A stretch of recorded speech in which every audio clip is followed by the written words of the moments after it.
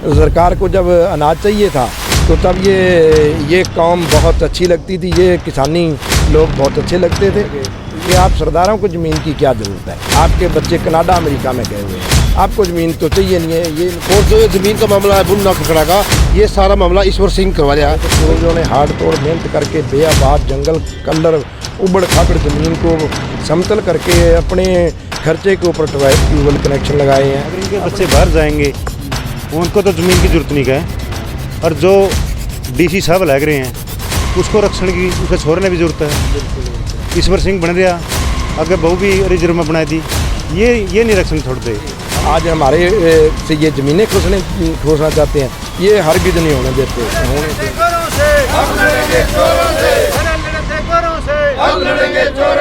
खेतीबाड़ी हरियाणा देखने वाले भाई सारे दर्शकों ने राम राम भाई। किसान भाई आए दिन भाई धरना प्रदर्शन करना पड़ रहा भाई, कदे अपनी ज़मीन बचाने खातर भाई, कदे अपनी भाई नस्ल बचाने खातर। और आज इस नस्ल और फसल बचाने की लड़ाई को लेकर भाई किसान पहुंचे हैं। के मुद्दा रहेगा भाई, के मुद्दा को लेकर आज किसानों ने यूरा सेक्रेटरीट में पहुंचना पड़ गया भाई। सारी बात भाई किसानों के लिए ज़रूर करांगे भाई। साहब सिंह संधू गांव चक्कुलदाना का रहने वाला हूं। आज ये हमारा आबादकार पट्टेदार किसानों का एक डेपुटेशन एडीसी साहब को जो भूना गांव में पिछले वर्ष से प्रशासन की धक्केशाही के वजह से जो पॉलिटिकल प्रेशर में प्रशासन ने चंद लोगों के नाम जो काश्तकार लोग थे उनकी लीज ना काटकर चंद लोगों के जो विधायक के चहेते थे और विधायक के समाज से संबंध रखने वाले थे, रिजर्व कैटेगरी के नाम पर उन लोगों के नाम वो जबरी ज़मीन पिछले साल जनवरी फरवरी में काट दी, जबकि लीज का असली समय तो मई का होता है। मई में ये ज़मीन हर वर्ष ठेके पे सरकार की भी जो ये बोली पे मिनिमम लीज रेट तय होता है उस पर जब होती है। तो ये पिछले वर्ष से प्रशासन ने विधायक ईश्वर सिंह के दबाव में आकर और ये ऐसा काम करा हुआ है।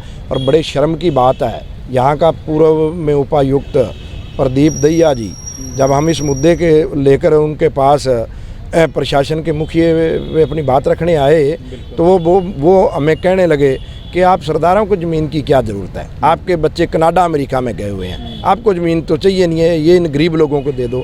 जबकि इस्तेमाल के समय में जब इन आबादकार पट्टेदारों को ये पट्टे दिए गए थे उस समय हमारे जो ये रिजर्व कैटेगरी से संबंध रखने वाले भाई हैं इनको बराबर का हिस्सा सगमी, हमारे गांव में तो इनका 40% से ज़्यादा हिस्सा इनको दिया हुआ था। तो वो एक अलग बात है भी ये इन्होंने इतनी मेहनत नहीं कर पाए या नहीं संभाल रख सके या नहीं कर सके, तो इसमें हमारा तो कोई दोष नहीं है। हमारे तो पूर्वजों ने हाड़ तोड़ मेहनत करके बेआबाद जंगल कलर उबड़ खाबड़ ज़मीन को समतल करके अपने खर्चे के ऊपर ट्यूबवेल कनेक्शन लगाए हैं, अपने खर्चे के ऊपर वहाँ पाइपलाइनें बिछाई हुई हैं। पंचायत ने हमें दिया क्या है, ग्रो मोर फूड के तहत सरकार को जब अनाज चाहिए था तो तब ये कौम बहुत अच्छी लगती थी, ये किसानी लोग बहुत अच्छे लगते थे।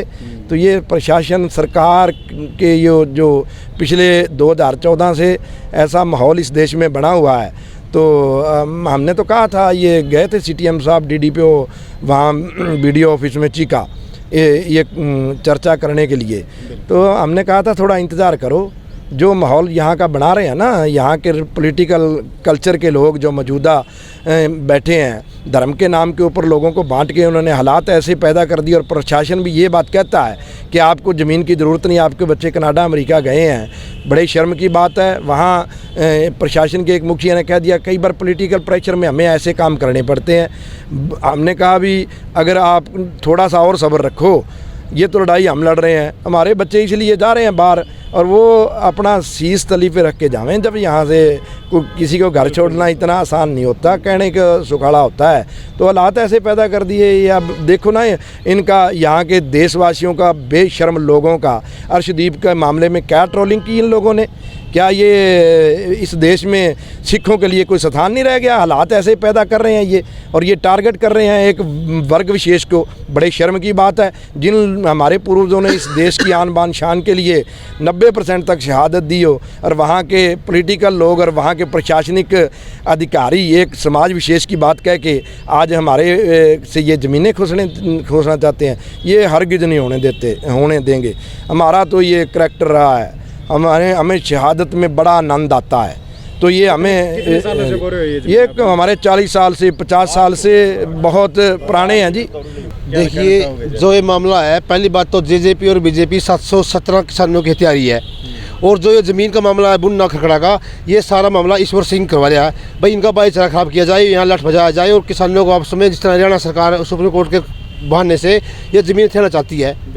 हम जो भी किसानी करता है वो छत्तीस बिरादरी में, चाहे गुज्जर हो, चाहे जाट हो, चाहे हरिजन हो, चाहे वाल्मीकि हो, कोई भी ब्राह्मण हो, हम किसान के साथ हैं। 24 घंटे उसके काम के लिए तैयार हैं, चाहे रात को 12 बजे आओ, चाहे दिन में 12 बजे आओ, हम प्रशासन से बात करने के लिए तैयार हैं। उसके हम बैठे हैं, ये लगातार रसीदें हमारे पास लीज भर रहे हैं। जो भी गवर्नमेंट लीज अनाउंस करती है वो लीज लगातार भर रहे हैं। ये बीच में आके कुछ चंद लोगों के नाम काट दिया है, इससे इसमें जो झगड़ा पड़ा है, इस कारण झगड़ा पड़ा है। हमारे पास लगातार रसीदें हैं। अगली कार्रवाई क्या रहेगी आपकी? देखिए अभी तो जो इतने भी हमारे किसान देवता पहुंचे हैं, अभी बात करेंगे। डी साहब ने समय दिया है, जो लगातार जो पाकिस्तान से आके इन्होंने पेड़ काटे, मूल पाड़े, अपनी ज़मीन बुक से काट के कारो प्रताप के समय के बैठे ही हैं। ज़मीन उसी को मिलना चाहिए जो भूख त्यास काटी है, जिसने बैठे हैं। अगर इनके बच्चे बाहर जाएंगे उनको तो ज़मीन की जरूरत नहीं है, और जो डीसी साहब लग रहे हैं उसको रक्षण की, उसे छोड़ने भी जरूरत है। बिल्कुल बिल्कुल। ईश्वर सिंह बन रहा, अगर बहु भी रिजर्व में बना दी, ये नहीं रक्षण छोड़ दे। हम जाति पाति की बात नहीं करते, लेकिन अपना कहीं भी देख लो। आज किसान का बेटा चल गाड़ी में चला, सूत्रे पारन लग गया, इनको ये जलन हो रही है। भाईचारा ना बिगेड़ो, जो उनका हक है पूरा हरियाणा का कानून बना दो।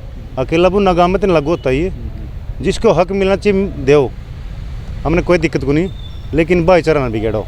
ईश्वर सिंह अपना कहीं देख ले, और पूर्व जो उपायुक्त थे ये डीसी साहब, कल ना उसका बच्चा ने भी आरक्षण की जरूरत है, कुछ तो शर्म कर लो। ये बड़ी बेशर्मी की बात है। हम अपनी ज़मीन नहीं जाने देंगे, चाहे कुछ भी हो। हमारी माँ है ज़मीन, हमारी माता के ऊपर कोई भी उंगली उठाएगा तो बर्दाश्त नहीं होगा।